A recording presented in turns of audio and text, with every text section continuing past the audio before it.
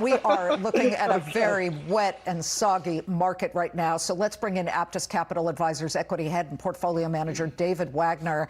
Right now, we've got about 4.5 minutes left to trade, David, and you have $20 billion in assets under management. Are you buying anything at this hour? You see anything that starts to look a little more attractive at certainly a lower price?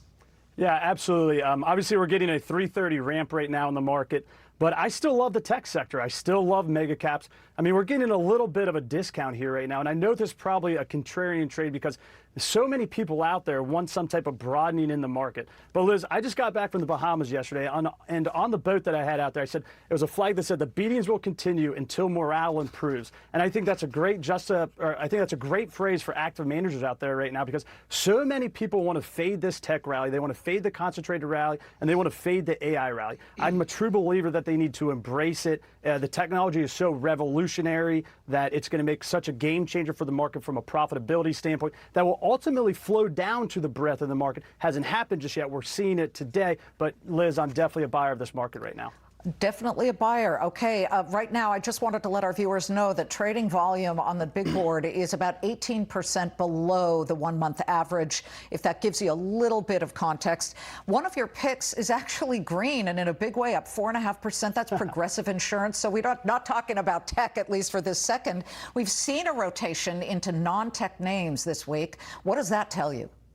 Yeah, I mean, obviously it's kind of just a momentum unwind. I think this happens every once in a while where you get kind of these fitful rallies on, more of the quality stuff. Like, I love quality. I think Progressive is just absolutely one of the best high quality name out there, because I don't just like the name, I absolutely love the name. I mean, it's trading at 12 times forward earnings right now when it tends to trade at 20 times. It's really just been caught, in the midst of kind of this AI disintermediation trade. I mean, Progressive, it's been the best underwriting, really, Liz, dating back to the 1980s. So it's always been yielding a higher premium from a valuation perspective versus peers. But now that you have, AI, the market's kind of pricing in that everyone's kind of on a level playing field right now from an underwriting perspective. So you're seeing Progressive's valuation absolutely get hit. I don't think that, that trend is going to continue. I think the underwriting that Progressive has, a different levers that they could pull from a profitability standpoint should, allow the stock to have great earnings growth of about 20% in the future, but it's also going to get a kicker from a valuation re-rating higher. Listen, we are coming up 2 minutes before the closing bell rings, and it looks like the chip sell-off that we are seeing at this hour will have erased $1 trillion off the market capitalization of the market, David.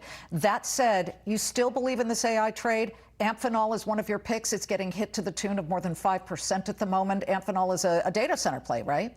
Yeah. The easiest way to explain what Amphenol does, it's basically the highway system within data centers, connecting all the GPUs from an on and off ramp perspective. It's trading at 28 times. About 40% of its revenue comes from data centers. So if you want kind of a more diversified play within this data center part of the market, I think Amphenol is a great place to put your capital. All right. Well, sector performance here. I'm looking at all 11 of the S&P sectors. Worst, no surprise here, is tech, consumer discretionary, materials, communications.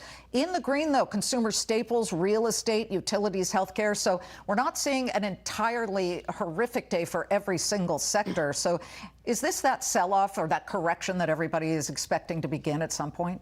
Well, what all of those sectors have in common, Liz, it's that they're the more defensive areas of the market. So a lot of participants, they're not buying options right now. You have about a 20% jump in the VIX a day. It started the day at 16, it's up to 20. So they're doing something a little bit more simplistic. Instead of hedging their downside via options, they're just shifting more to the more defensive parts of the market for just the interim right now. All right, folks, I do have to point out that the Nasdaq down 1,091 points. Looks like it is on pace, with about 20 seconds left to trade, for the worst point loss in Nasdaq history.